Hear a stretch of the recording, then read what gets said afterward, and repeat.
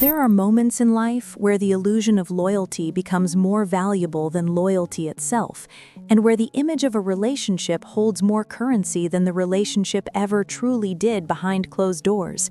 In the case of Claressa Shields, that illusion began long before the public ever suspected anything unusual. Her confidence was both her armor and her curse. She projected certainty, stability, and emotional strength, not just in her career, where she is known for dominance and resilience, but in her personal life as well. Her social media told a story that looked enviable from the outside. A woman who had it all, who had achieved global recognition, who appeared to move through life untouched by the insecurities that plagued most people. What the public didn't know was that the image she fiercely protected was slowly beginning to crack, not because she lacked strength, but because strength alone was never designed to protect someone from emotional manipulation delivered quietly over time. According to Tasha K, this situation was not about gossip, nor was it the standard brand of celebrity scandal that bursts into headlines and dissolves into oblivion after 2 trending days. This was about evidence, verified in silence, cross-referenced privately, and collected away from the circus of public speculation. There was no rush to post, no frantic scramble to expose, and no emotional outbursts pushing the story to the surface before it was ready. Instead, the truth accumulated the way mold grows in the dark, slowly, consistently, and with an order that only becomes visible when someone finally turns on the light. The reason the revelations landed with such weight was because the pattern they revealed was organized, strategic, and far more deliberate than even the most seasoned observer would have imagined. At first, Claressa did not see the problem for what it was, because the problem did not arrive as a singular betrayal. Betrayal rarely does. It came instead as inconsistencies, small, difficult-to-interpret details that could be easily explained away if someone wanted to remain loyal. Dates that did not match up, travel schedules that shifted without logical cause, messages that appeared accidentally misdirected, explanations that felt familiar because they had been rehearsed, not because they were truthful. And while most people would have sounded alarms early on, Claressa did what many women conditioned by loyalty do. She rationalized the details. She provided context where context did not exist. She built meaning out of fragments that should have been warnings.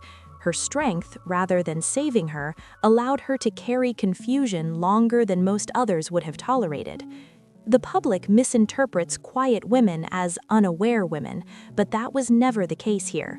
Claressa felt the disturbance long before the evidence forced her to confront it. Friends and acquaintances attempted to nudge her gently toward the truth, but their warnings arrived without urgency. They came in the form of subtle questions and soft concerns, not accusations. No one wanted to break her heart prematurely.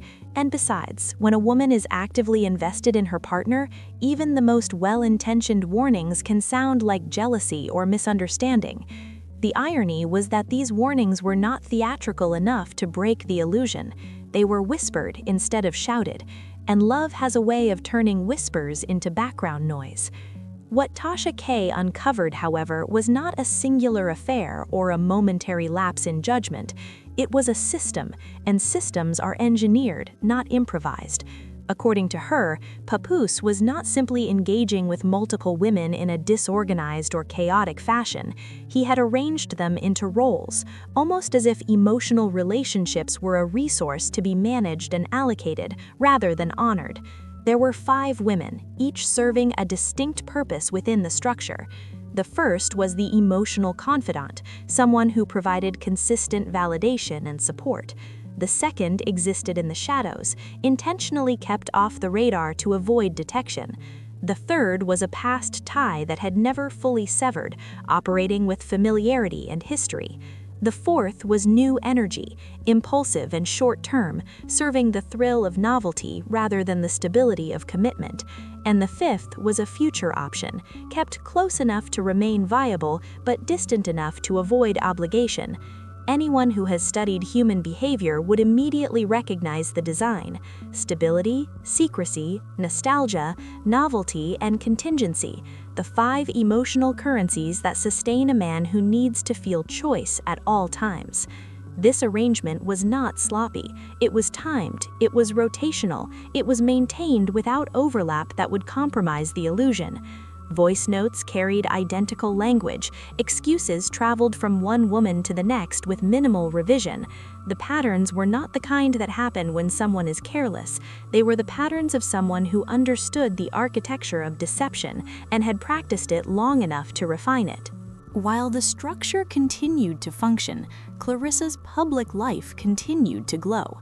Her visibility made her appear prioritized, when, according to the information presented, she was actually being utilized as the image placeholder.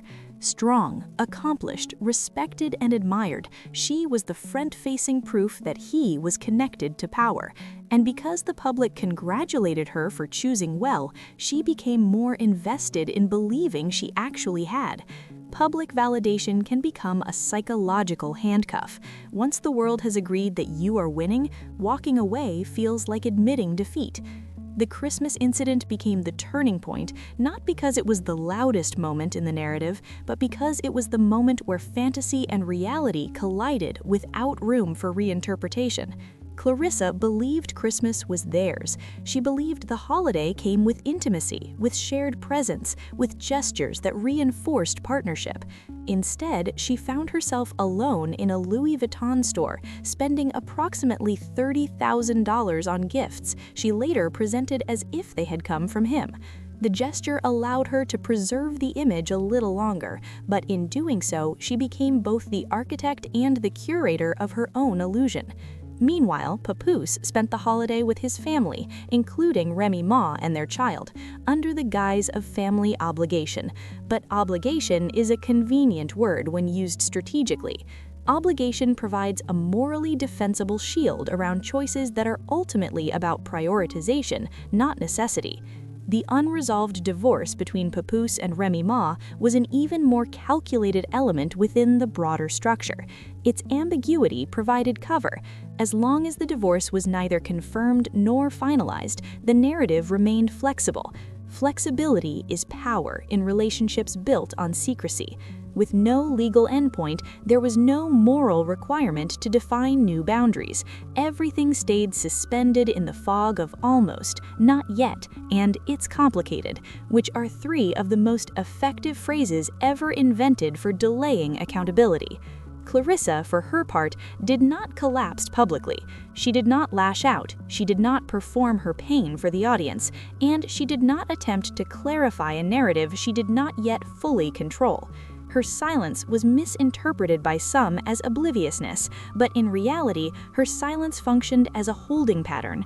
When evidence is still being processed internally, speaking too soon becomes dangerous. Words become liabilities when they are issued before the truth is fully understood. While the public saw confidence, the private reality was far more suffocating. The collapse was psychological, not social.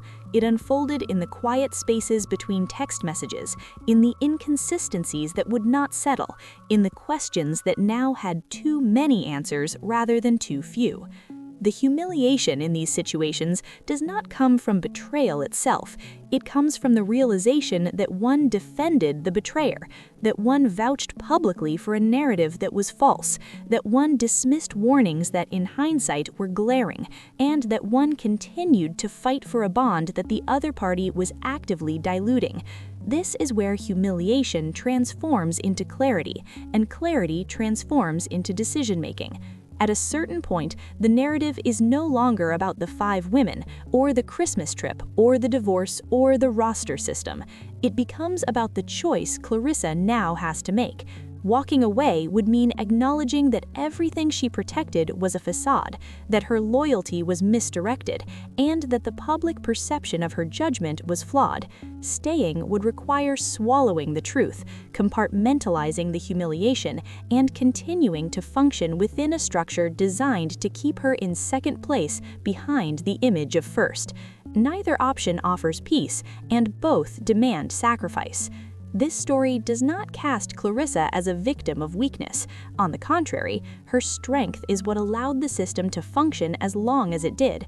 Men who build emotional harems rarely choose fragile women. Fragility cracks under confusion. Strength endures it. Strength can carry contradictions for far longer without exploding, and that endurance is precisely what made Claressa an asset to the structure. She did not unravel publicly, and therefore she did not disrupt the arrangement prematurely. Her public composure provided cover. Her visibility provided legitimacy. Her silence provided time. However, the phrase, "I need a trick," wasn't just a joke or a meme. It was the thesis. Papoose wasn't out here looking for a soulmate, a partner, or even an equal. He was looking for a trick. Someone beautiful, visible, financially capable, emotionally generous, and publicly admired. And in Claressa Shields, he found exactly that. She is not unattractive, and anyone trying to drag her appearance is either projecting or lying. Claressa is a gorgeous woman, athletic, confident, successful in her field, and capable of stepping into any room and commanding attention. Even with all that, she still ended up being played in a way that would make a lesser woman crumble. Because the game wasn't about beauty, it wasn't about status, it wasn't even about love. It was about financial positioning and leveraging one woman to stabilize another household.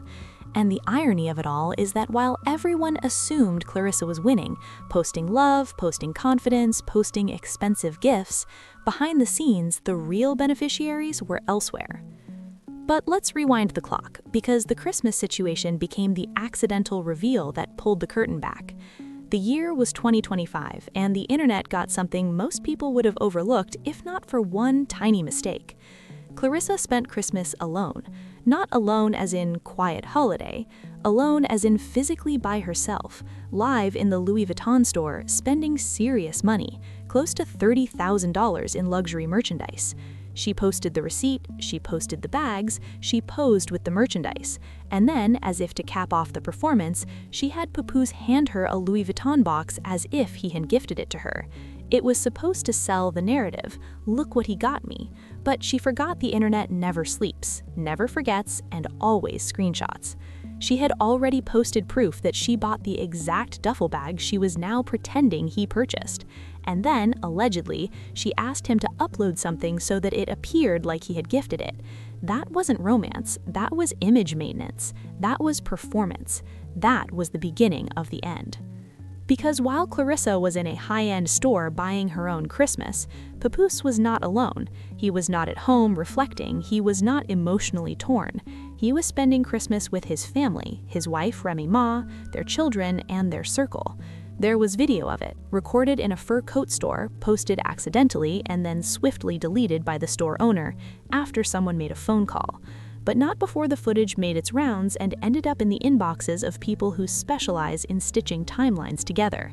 And that was the moment when the quiet whispers about their relationship no longer sounded like jealousy or hating. It started to sound like truth. The part that makes the story sting is not that he spent Christmas with his wife. It's that Claressa presented Christmas as if she were the center of his world, while she was nowhere in his holiday reality. And while she was buying bags, Remy was smiling in fur coats, and Papoose was holding the camera. The single detail that tied everything together wasn't dramatic, it was mundane. The same shirt, the same store, the same day, the same vibe. And no matter how many times someone claims it was 2 different days, the evidence does not lie as neatly as Instagram captions do. When you zoom out, Christmas didn't expose heartbreak, it exposed the hierarchy. Claressa was investment, Remy was home, and in that simple contrast, everything that seemed confusing suddenly clicked. Because there is a major difference between being loved publicly and being leveraged privately, and Claressa was being leveraged.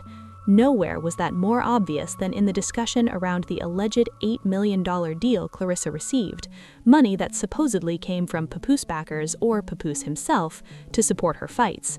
But the real question that had people scratching their heads was simple. Where would he get $8 million? How does a man who was allegedly moving into Claressa's apartment and driving her car suddenly become a financial powerhouse capable of gifting multi-million deals? And that's where things take a darker, more calculated turn. Remy Ma, the actual wife, made it clear at one point that she had pawn shop receipts because Papoose had allegedly pawned her jewelry to keep up with financial needs. She claimed he wasn't paying bills, wasn't contributing, and eventually she put him out. That's not the behavior of a man sitting on millions. That is the behavior of someone scrambling. Claressa's cousin even stated that Claressa had been on disability checks as a child due to being a little off neurologically. Whether that's cruel gossip or reality, it becomes chilling when you consider how predators operate. They do not target the strongest mind in the room. They target the generous one, the trusting one, the one who doesn't see the scam until they've already signed the check. Now enter the most significant part of this entire storyline, the tax liens. Not one tax lien, not two, but multiple federal tax liens stretching over 13 years. 13 years of unpaid federal taxes under the name William Willett Mackey, Papoose's government name. And for anyone in the comments screaming that ain't his name, Remy herself used it during a rant where she threatened to drag him publicly every time his current situation spoke on her. As of the last documented filings, one lien sat around $182,000. Another leaned toward $309,856. Others existed depending on property and jurisdiction. Added together, that's not inconvenience money, that's financial desperation. And it didn't stop with Papoose. Remy had her own tax situation, over $622,000 in federal tax obligations. Combined, the household was running close to $1 million in government debt. And suddenly, the $8 million deal made sense. It wasn't a gift, it was a lifeline. It wasn't generosity, it was acquisition. Claressa became the financial mouthpiece for a couple trying to stabilize their lives. It was not a love story, it was a long con. And the tragic part is that Claressa didn't see it because she didn't believe she needed to look.